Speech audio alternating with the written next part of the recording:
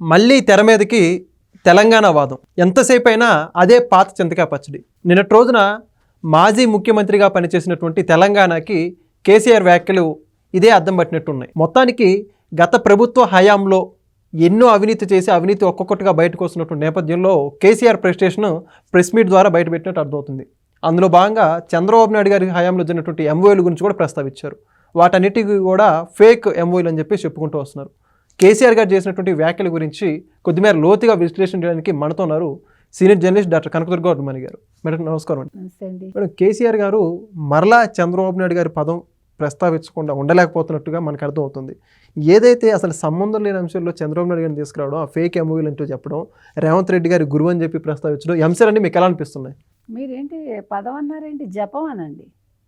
చంద్రబాబు నాయుడు జపం చేయకుండా ఇక్కడ కేసీఆర్కి అక్కడ జగన్మోహన్ రెడ్డికి తెల్లారదు. షర్మిల గతంలోనే చెప్పారు ఎన్నికల ముందే, నువ్వు అద్దంలో నీ మొహం చూసుకోవు, చంద్రబాబు నాయుడు గారి మొహం చూసుకుంటావు నువ్వు, అందుకని నీకు ఒక అద్దం పంపిస్తాను గిఫ్ట్గా అని. పనిలో పని కేసీఆర్ కూడా ఒక అద్దం పంపిస్తే పోతుంది.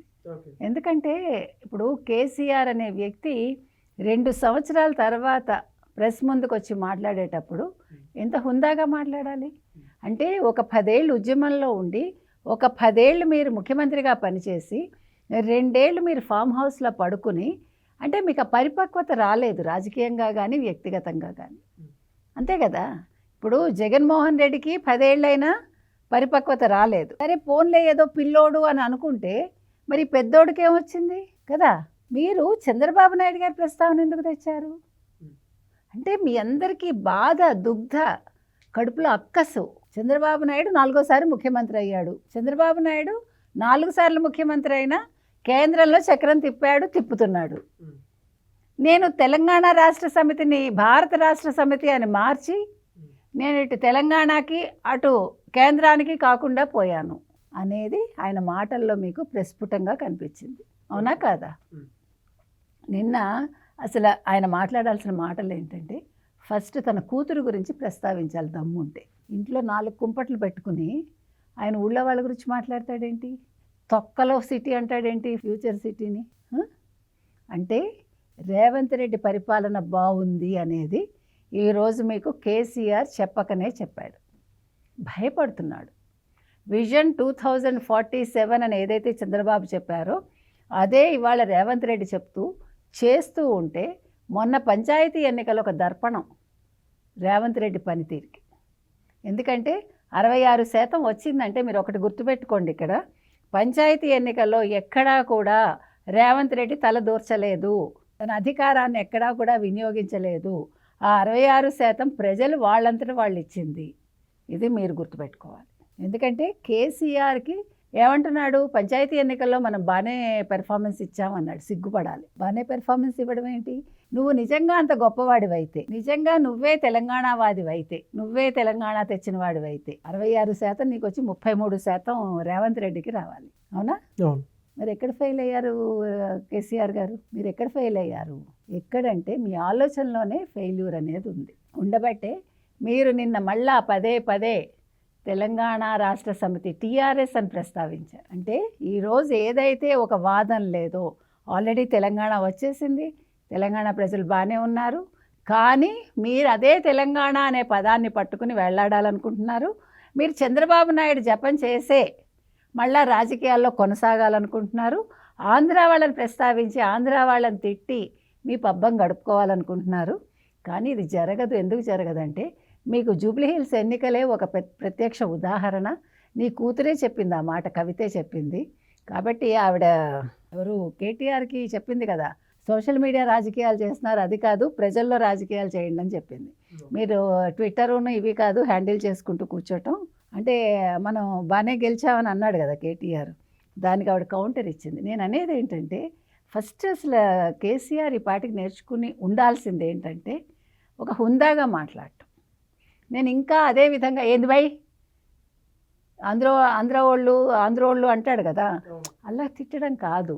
ఆయన ఈ పాటికి పరిపక్వత వచ్చేసి ఆయన ఎంత మంచిగా మాట్లాడాలంటే, మనకి వాళ్ళతో కొట్లాటలు ఎందుకు, మనం తెలంగాణ తెచ్చుకున్నాంగా, మనం ఇంత సాధించాంగా అని నువ్వు కాళేశ్వరం ప్రస్తావన తెచ్చావా? నేను జూరాల ప్రస్తావన తెచ్చాడు.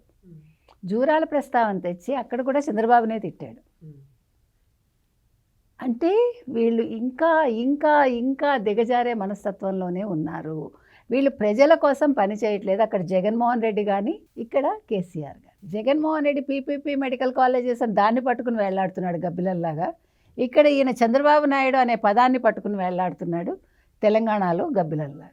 కాబట్టి ఇద్దరికీ ఇంకా జ్ఞానోదయం కాదు, రాదు కూడా జ్ఞానోదయం అనేది.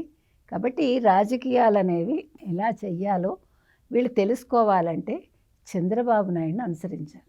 చంద్రబాబు నాయుడు మీద ద్వేషం పెట్టుకుని, చంద్రబాబు నాయుడిని తిడుతూ, చంద్రబాబు నాయుడు తెస్తున్న ప్రతి అంశాన్ని వాళ్ళు వెక్కిరిస్తూ, నేను ఏమన్నాడండి, 20 లక్షల ఎంఓయూలు అయ్యాయట, ఏంటి హోటల్ చెఫ్లతోటి వాళ్ళతోటి అన్నాడు కదా. అవునండి. మరి ఎవరితో ఇంకా అంటే కేసీఆర్ ఒక విషయం మర్చిపోయాడు.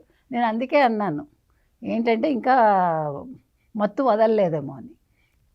మీకు గుర్తుంటే కనుకైతే స్ట్రీట్ ఫుడ్ వాళ్ళతోటిను ఫాస్ట్ ఫుడ్ వాళ్ళతోటి ఎవరు చేసుకున్నారు ఎంఓయూలు గతంలో? జగన్మోహన్ రెడ్డి హయాంలో చేసుకున్నారు కదా.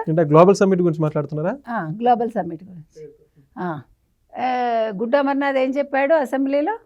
బొబ్బట్ల ఎంఓయూలు, అదేంటి పచ్చళ్ళ ఎంఓయూలు, మళ్ళీ అల్లం వెల్లుల్లి పేస్ట్ ఎంఓయూలు, స్వీట్స్ ఎంఓయూలు, ఇంత గొప్ప ఎంఓయూలు చేసుకుంటే ఇప్పుడు 20 లక్షల కోట్ల ఎంఓయూలు చేసుకుంటే మీకు అది అబద్ధం. అందుకని నేను అనేది ఏంటంటే మీకు జగన్మోహన్ రెడ్డి మీద ప్రేమ ఉంటే ఉండనివ్వండి. ఎందుకుంది మీకు ప్రేమ? ఆంధ్రప్రదేశ్ని నాశనం చేశాడు కాబట్టి. ఇవాళ తెలంగాణ అనేది ఒక హైటెక్ సిటీ పేరు చెప్పకుండా, ఒక సైబరాబాద్ పేరు చెప్పకుండా పూర్తవుతుందా? చంద్రబాబు నాయుడిని తలుచుకోకుండా పూర్తవుతుందా? నెక్స్ట్ రేవంత్ రెడ్డి అదే బాటలో వెళ్తున్నాడని కదా మీ దుగ్ధంతా. కాబట్టి నేను చెప్పొచ్చేది ఏంటంటేనండి, వీళ్ళు మాట్లాడాల్సింది ఏంటంటే ఇంకా తెలంగాణ వాదం అనేది కొత్తగా మీరు తెర మీదకి తెచ్చినా పండదు అది. రెండోది, చంద్రబాబు నాయుడిని తిట్టడం వల్ల చంద్రబాబు నాయుడు మీద తెలంగాణలో ప్రజలకు అభిమానం ఎక్కువ అవుతుంది తప్ప, అంటే మీరు ఒక రకంగా ఏమంటారు పిఆర్గా పనిచేస్తున్నారు నన్ను అడిగితే. ఓకే. అంటే చంద్రబాబు నాయుడు పిఆర్గా ఇటు కేసీఆర్, అటు జగను, సజ్జల వీళ్ళందరూ పనిచేస్తున్నారు. ఇది మంచిదే. మీరు ఎంత తిట్టినా నష్టం మీకే, ఆయనకే ఉండదు. ఆయన మళ్ళీ ఐదోసారి ముఖ్యమంత్రి అవుతాడు అంతే. అందుకని కేసీఆర్ దయచేసి మనం చెప్పేది ఒకటే, మీకు వయసు వస్తోంది, ఆలోచన మార్చుకోండి. అసలు మీరు రాజకీయాల్లో కొనసాగాలి అనుకుంటే నేను తెలంగాణ ప్రజల గురించి ఏం మాట్లాడాలి, ఏం చేస్తే బాగుంటుంది, చేసిన తప్పులు ఎలా సరిదిద్దుకోవాలి అనేది ఆలోచించుకుంటే బాగుంటుంది. Thank you. Please subscribe to Leo News for more videos.